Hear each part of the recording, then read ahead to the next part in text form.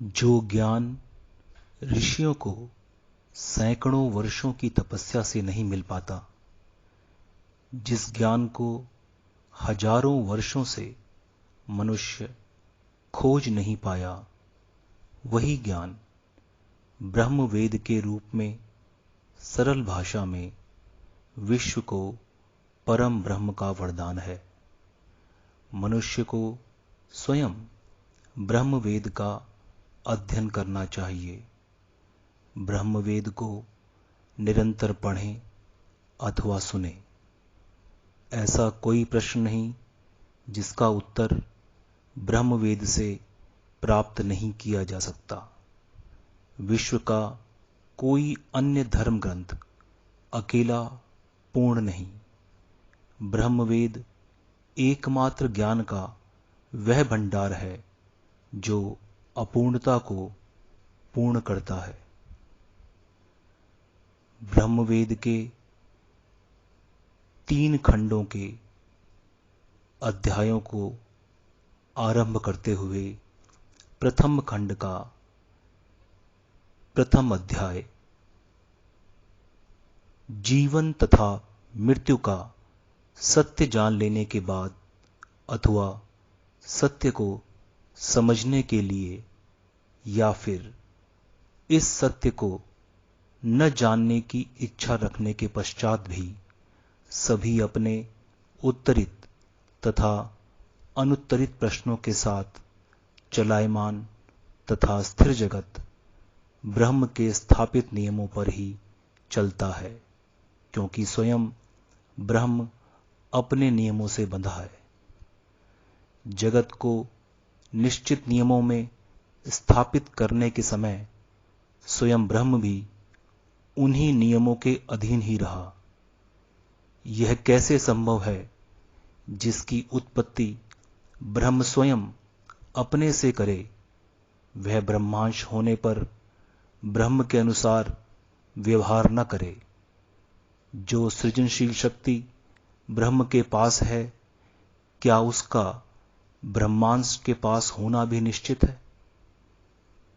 ब्रह्म की स्वयं को नष्ट होने देने की प्रक्रिया भी ब्रह्म का ही नियम है। ब्रह्म के द्वारा जन्मे मनुष्य, जीव जंतु, पक्षी, जलचर, कीट पतंगे एक जैसे क्यों नहीं हैं?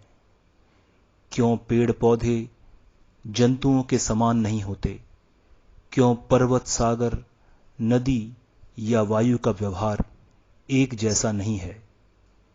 क्यों वे सब रंग एवं आकार में समान नहीं हैं? क्या ये सभी वही व्यवहार करते हैं जो स्वयं ब्रह्म का व्यवहार है? क्या सभी ब्रह्मांश इसलिए भिन्न व्यवहार करते हैं क्योंकि वे ऐसा करने के लिए ब्रह्म द्वारा निर्देशित हैं? ब्रह्म की बाध्यता क्या है? वो किस नियम से बंधा है? किसने ब्रह्म को नियमों का पालन करने के लिए निर्देशित किया? क्या शक्तिशाली ब्रह्म स्वयं नियमों में परिवर्तन नहीं कर सकता, जिससे सभी कुछ आदर्श परिस्थितियों में रहे? क्या विपरीत परिस्थितियां उत्पन्न करना ही ब्रह्म का नियम है? ब्रह्म की स्वयं की स्थिति भी सृजनकर्ता एवं विनाशक दोनों ही है।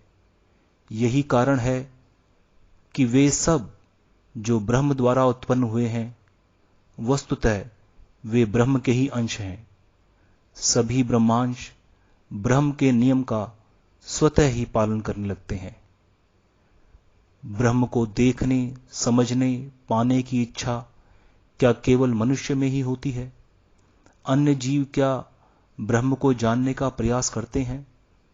क्या एक चट्टान भी ब्रह्म से मिलने का प्रयास करती है? ब्रह्म को समझने, देखने या पाने की इच्छा सिर्फ मनुष्य का कौतूहल है।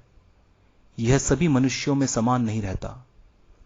पशुओं, जलचरों, पक्षियों या पेड़ पौधों में जो भाव उत्पन्न होते हैं, वो सब उसके अपने कौतूहल का ही परिणाम है।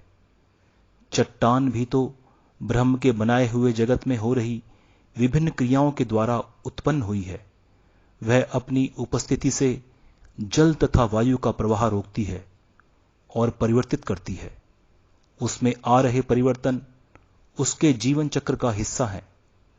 ब्रह्म के नियम के अनुसार चट्टान को नष्ट होना है और उसके नष्ट होने पर पत्थर के टुकड़ों का जन्म होना भी ब्रह्म द्वारा जगत के भौगोलिक दृश्य बदलना चट्टान की सृजनात्मक प्रकृति का सूचक है।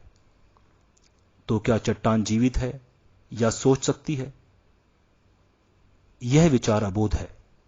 जिस प्रकार व्यक्ति अपने अनुभव व बौद्धिक स्तर से अन्य व्यक्तियों को नापता है, ठीक उसी प्रकार वह दूसरे जीवंत व स्थिर ब्रह्मांश को भी स्वयं की तरह समझना चाहता है। कभी कभी सब कुछ समझकर या इस बात से अनभिज्ञ होकर कि स्वयं वह करोड़ों जीवित ऊतकों का समूह है, उसके भीतर करोड़ों कोशिकाओं का जन्म होता रहता है और वे नष्ट होती रहती हैं। कई अन्य अवयव जो व्यवहार से निर्जीव प्रतीत होते हैं, वे मिलकर शरीर को जीवित स्वरूप में रखते हैं। इसमें तनिक भी आश्चर्यचकित होने की आवश्यकता नहीं कि मनुष्य जो ब्रह्म का ही अंश है, वह पूर्णता में ब्रह्म को स्वयं जैसा ही साकार देखना चाहता है। अपने अबोध विचार से मनुष्य सभी से अपने जैसा व्यवहार करने की अपेक्षा रखता है। मनुष्य को दूसरे ब्रह्मांशों के रूप में ब्रह्म का अस्तित्व समझ नहीं आता। मनुष्य यदि ब्रह्म को जानने का प्रयास ना भी करे तो भी वह ब्रह्मांश है। उसे ब्रह्म के नियमों का पालन तो करना ही होगा। नियमों के विरोध की क्षमता सभी जीवित व स्थिर ब्रह्मांशों में है और यही कारण है कि उसकी क्षमताओं में परिवर्तन होता रहता है। संरचना तथा रासायनिक परिवर्तन प्रत्येक ब्रह्मांश के जीवित रहने के समय तथा काल को बदलते रहते हैं।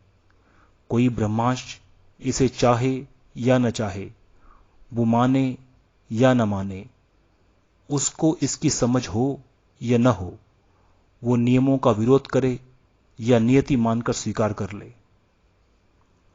ब्रह्म का ऐसा कौन सा नियम है जो प्रत्येक ब्रह्मांश पर लागू होता है? क्यों उसको न चाहते हुए भी मानना होता है? क्या इन नियमों को बदला जा सकता है?